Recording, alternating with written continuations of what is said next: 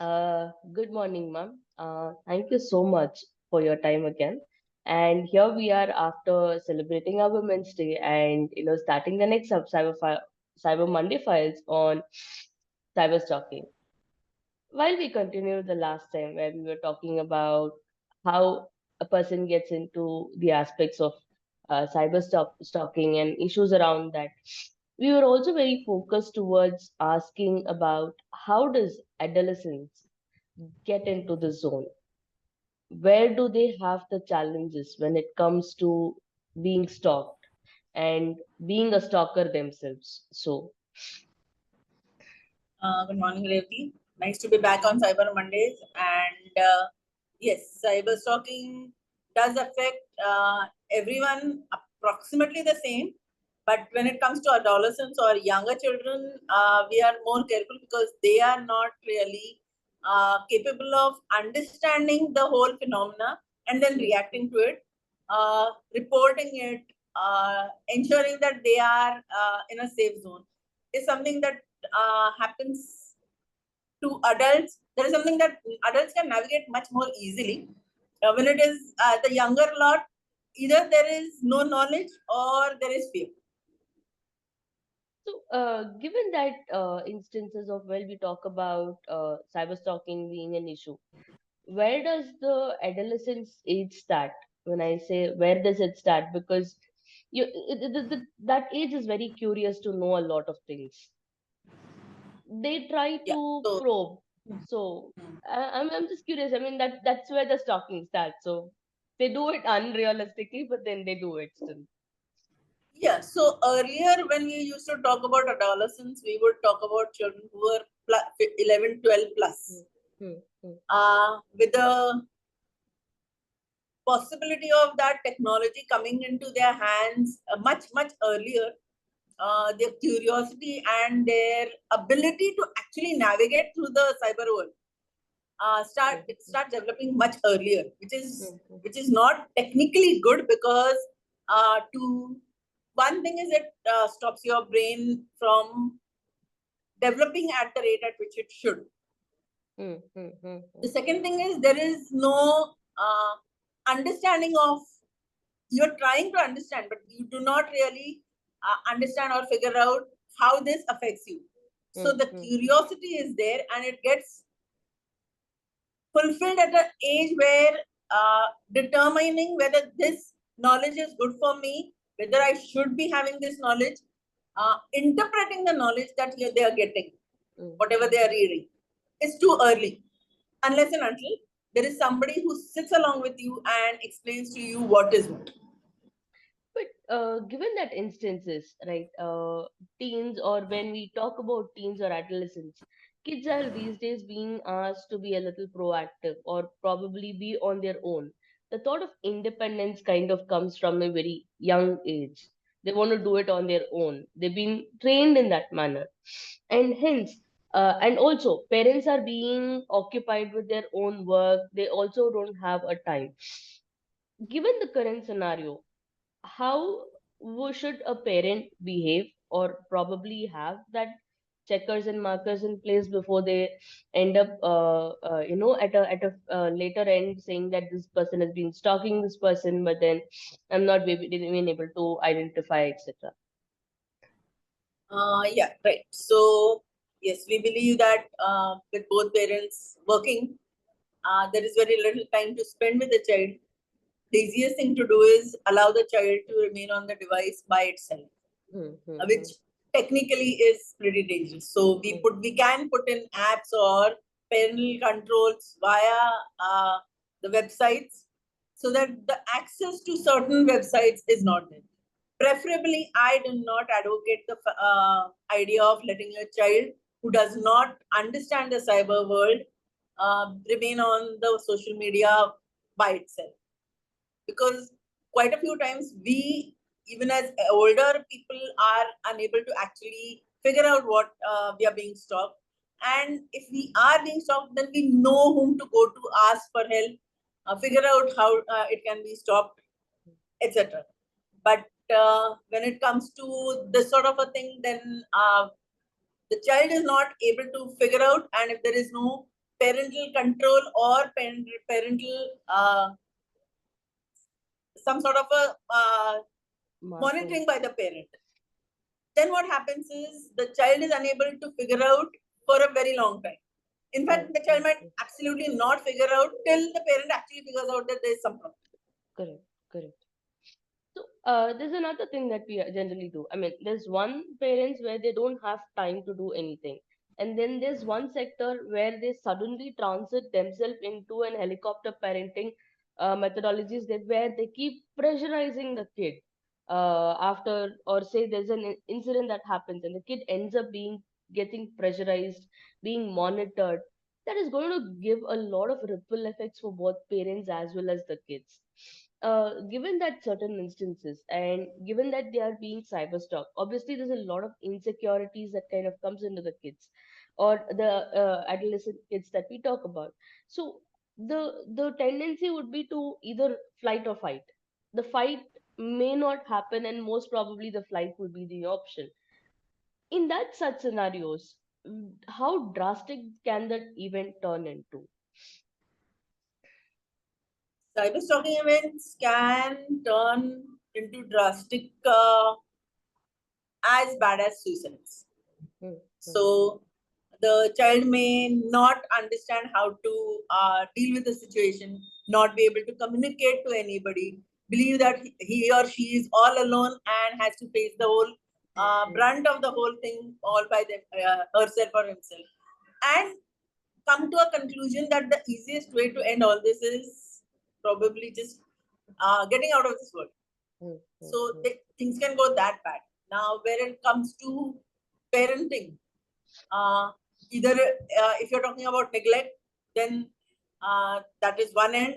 And in case the parent does figure out that there is some issue with the child, then becoming too overprotective is another issue, because we need the child to be confident, hmm, not hmm, scared. hmm, hmm, hmm, hmm. You're not trying to scare the child.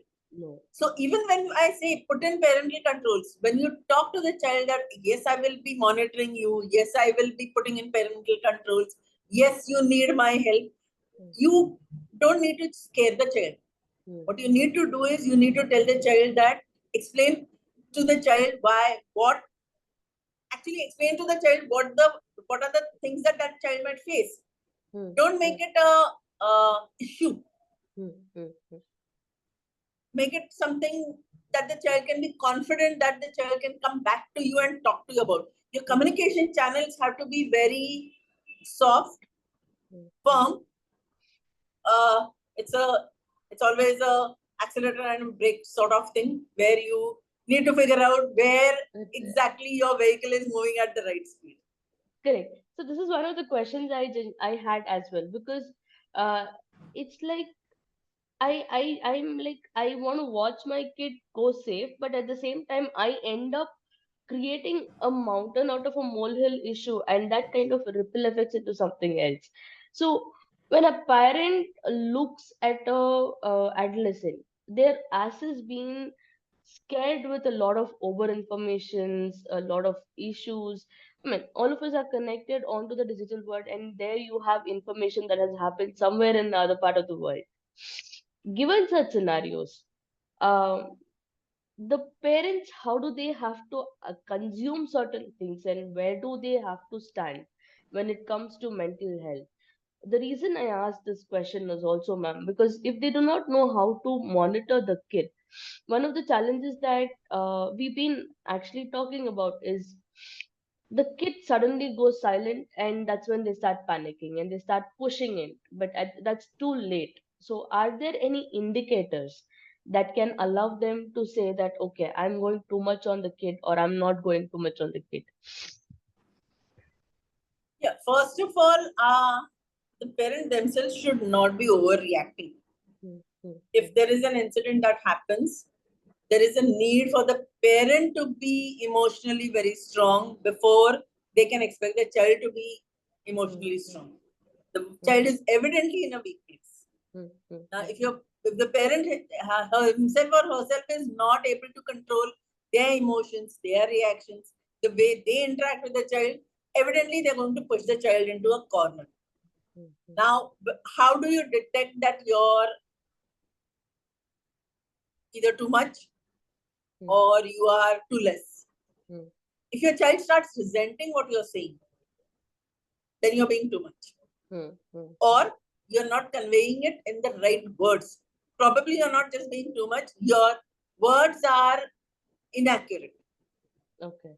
Instead of instilling confidence in the child, you're instilling either fear or anger.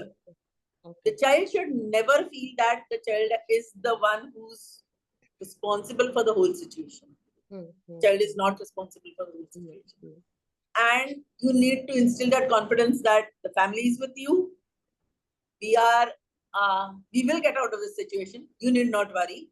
Hmm. And we will try and be ensure that this stops.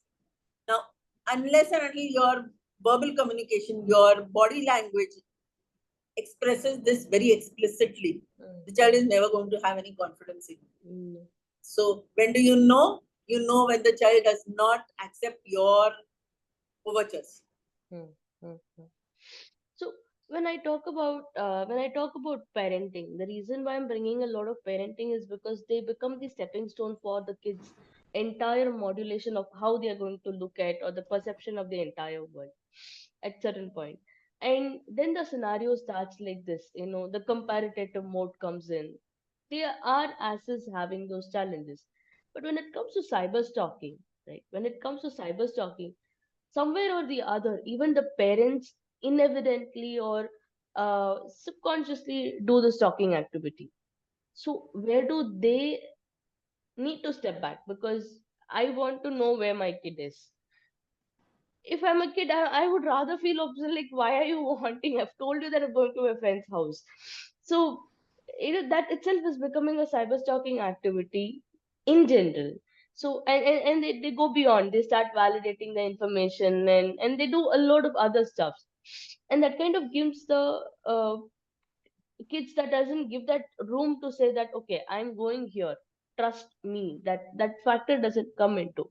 So, given that, how do parents be a less of a cyber stalker, and where do they need to stop, like where do need to like say no, this is beyond my capabilities, I'm not wanting to do this.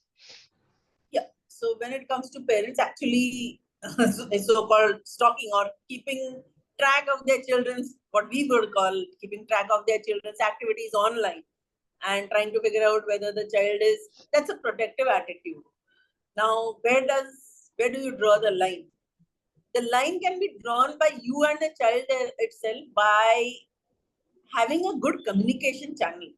If the child feels confident about telling you something that might not really appeal to you, yet the child is capable. If you build that sort of a communication level, there might be times when the child will be doing things that you might not really like, but at least you're in the knowledge of it. In which case, again, you need not go behind their backs and start looking at their social media. Or, for example, if you know if you're free enough with your child to know who are their friends, Correct. you need not go to their friends page and figure out who their friends are. Correct. Correct. So that has to be instilled between the parent and the child right at the outset. We cannot start doing that once the child becomes older. That Hmm. has to Hmm. be there right from, I would say, birth. Hmm. Hmm. Hmm. Your ability to communicate with the child, your ability to be truthful to the child, your ability to make your child feel that Hmm. it Hmm. can tell you anything, it can tell you the truth irrespective of the consequences, Hmm. is something. If you don't instill that confidence right at the outset, then it is very difficult to instill that sort of a confidence when the child grows up, because then it will absorb a lot of things from the outside world, Hmm. Hmm. Hmm. Hmm. and then entering into their world is going to be very difficult. Correct. So So, that communication has to be there right at the outset. when I talk about cyber stalking and the repercussions of it, uh, where does that adolescent kid who goes through this entire journey of being pressurized, being stressed, being worked out in this manner, get himself or herself into a zone wherein they end up becoming, they start creating pseudo accounts, they start hiding aspects, and that also leads to some sort of a predator or a victim behavior, or one of those places where either they become a victim of another cyberbullying which they may not tell back, or if they become a predator. How frequent is that, or would that transition to that level? Yeah. So it these days, I think we've also read a report where uh, cyber security professionals are turning into hackers, which Correct. means that once you absorb a technology, you could go either ways. Hmm, hmm, So that there exactly is where your society will come into play. Your immediate society is your family, hmm, hmm, your educators, your friends, your peer groups, your people in which whom do you confide. How do they look at you, and how do you perceive that they should be thinking about you? hmm, hmm, Makes a lot of difference at an age where image makes a lot of difference. hmm, hmm, hmm, Thrill of it is one thing. hmm, hmm, hmm, So hmm, generally, when somebody goes into the negative zone, it is most of the times it's the thrill of it. hmm, hmm, hmm, hmm, The ability to, for example, for if you are going to assume pseudo identities and you're going to do activities, then the thrill of not being detected. Now, does that thrill override your thought process that what happens if I get caught, or what happens, how does the society perceive me? hmm, hmm, hmm, hmm, hmm. That kind of So that balance is something that the ecosystem creates for the child. the reason why I brought this is because, again, going back to that article, and as well as coming back to the fact that when I can successfully stalk and nobody's questioning me. I have multiple handles. I know what to post or what I kind of do on the social media platforms. But when I'm in a very bad state, or when I'm going through a depression or an anxiety, I have a lot of challenges in my real world that reflects somewhere on the social media. And this sort of anonymity in that they create is kind of not allowing us to help them at the same time. At the same place, they are not able to vocalize us. Again, in that line, how should we look at a students, as a teacher or a counselor or anybody? How do we have to look at a social media platform that was given to a adolescent kid? How do we read in between the lines or whatever they post and understand what they are going through?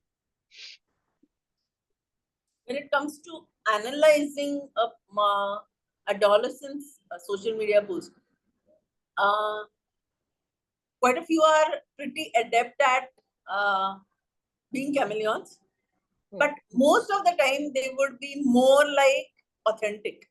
hmm, hmm, Even on the pseudonyms that they create, there would be a level of authenticity. hmm, hmm, So that level of authenticity is where you search around for what is going on in the mind of the child. hmm, hmm, Somebody who feels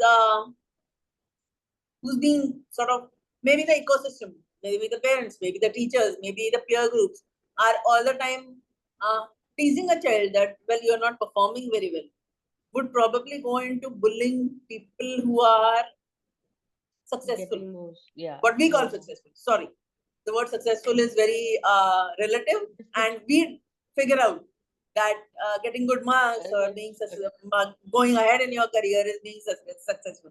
So that sort of bullying would probably give an indication that the child is going through insecurities of its own. Now, this is just an example, so it goes case to case. But the way the child reacts in the cyber world is evidently what is happening in the physical world. So, reading between the lines would be, how is the child, how does the child perceive itself in the real world, and how does it want to project itself in the cyber world? I didn't know.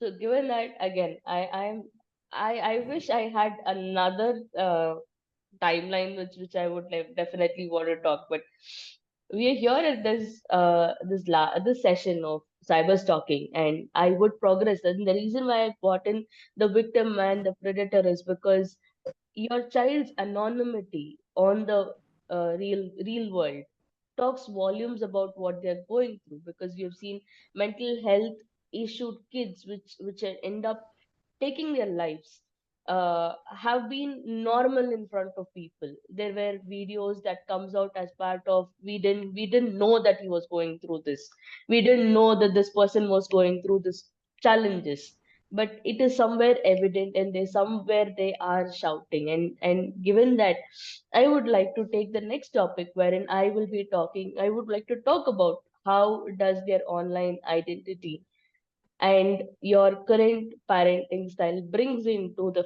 fact that they become either a cyber victim or they become a cyber predator at the end of the day.